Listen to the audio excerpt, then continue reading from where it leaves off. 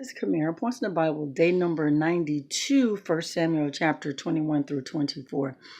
Guys, there's some interesting points here. I mean, I know I always say that, but God is so good. He's so merciful. But then there are sometimes God allows things to happen. We be like, whoa, wow, really? God doesn't just do anything just to be doing it, especially devastation. He has laws, decrees, regulation that he wants to follow. He wants obedience. He wants submission. So when he allowed crazy catastrophes to happen, it would be wise of us to look at ourselves and make sure that we are in line with God. But that's not the main point here. All right, David. David is on the run from Saul. He is a man of God. Lord, why David?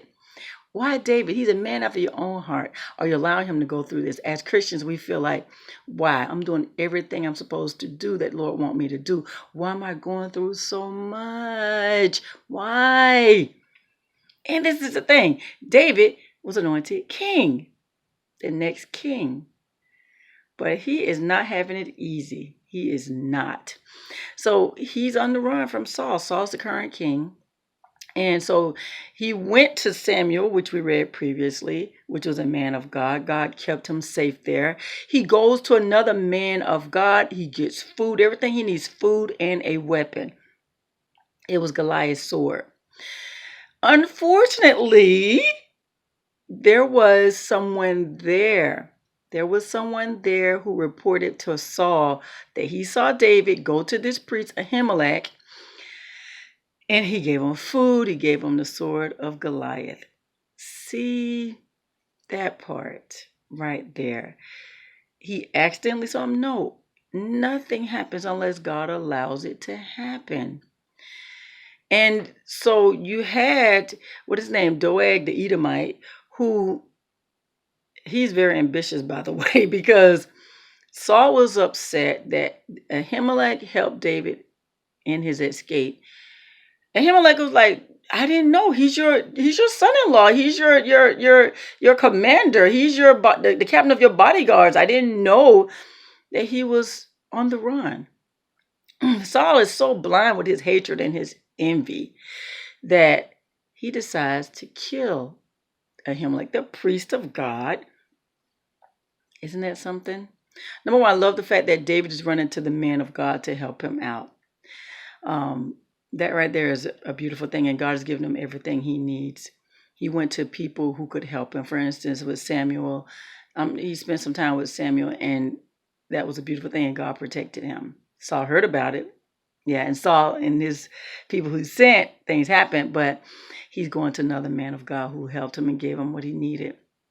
Unfortunately, again, and yeah, Doeg, he is so ambitious. So Saul is confronting Ahimelech, the high priest. Saul is blind with his envy. I know I said all this before. He tells his men to kill the priest. His men don't know about that business. They're not going to defy God and kill the priest of God. But Doeg the Edomite, he does it. Kills him and all the other ones that were there. There's like 80 other ones that were there. Killed them as well. Men in ephods. Priests.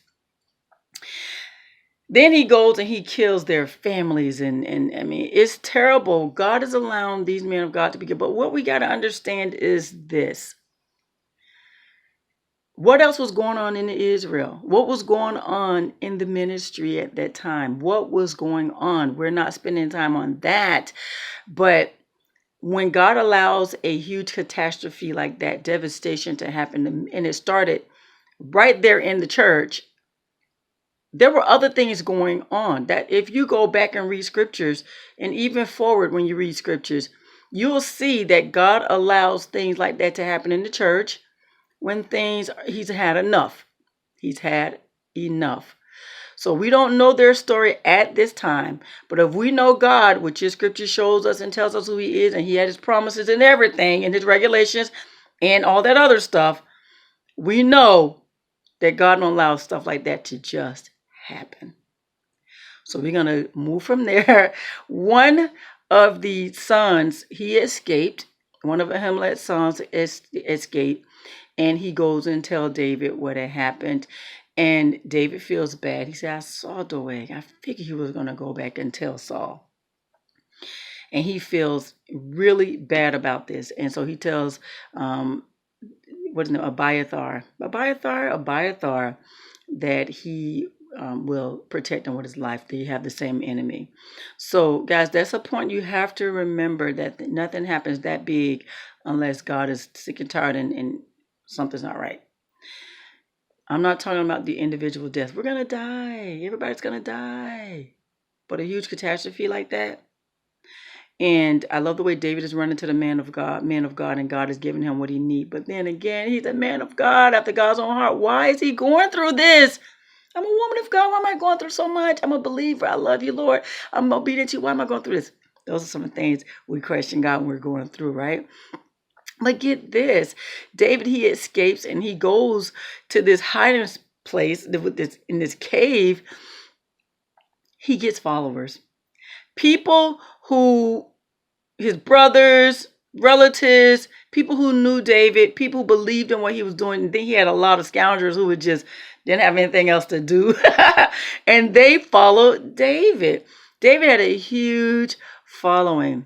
But get this, while he's in his stronghold, he gets his parents and he takes them into protection. A Moabite king, go figure, a Moabite king. Wow, David.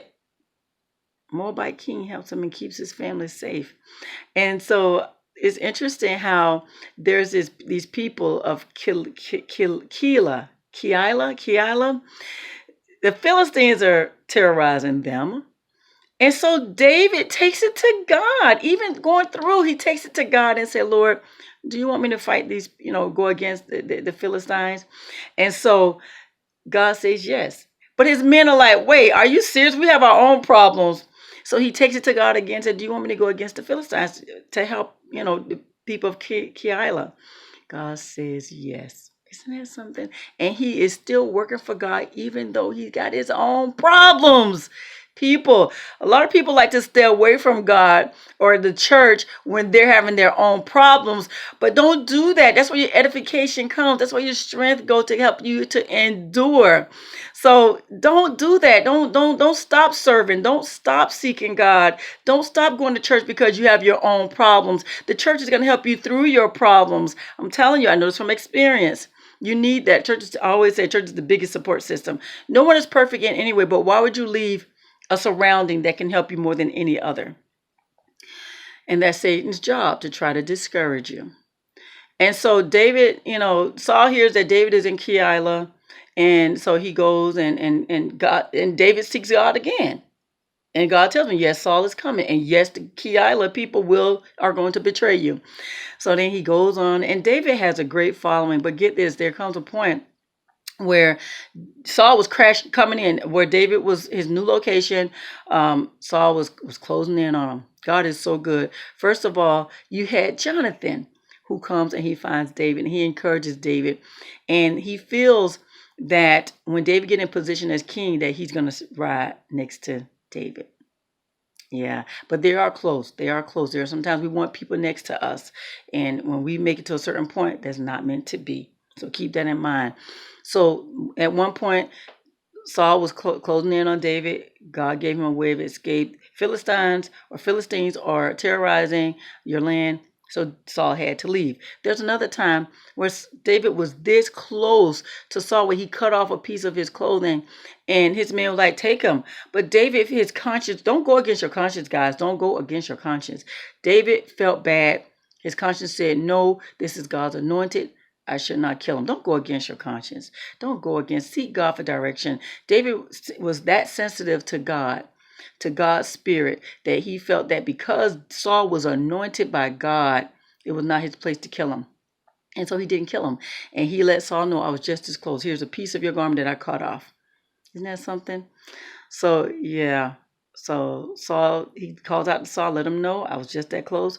And Saul said, you are more righteous than me. Basically, they made these promises, and Saul leaves. But God, there's some good points here. If there's any you'd like to add, please place them in the comments area. There you have it. That's Points in the Bible, day number 92, 1 Samuel chapter 21 through 24. You have a God-filled blessed day.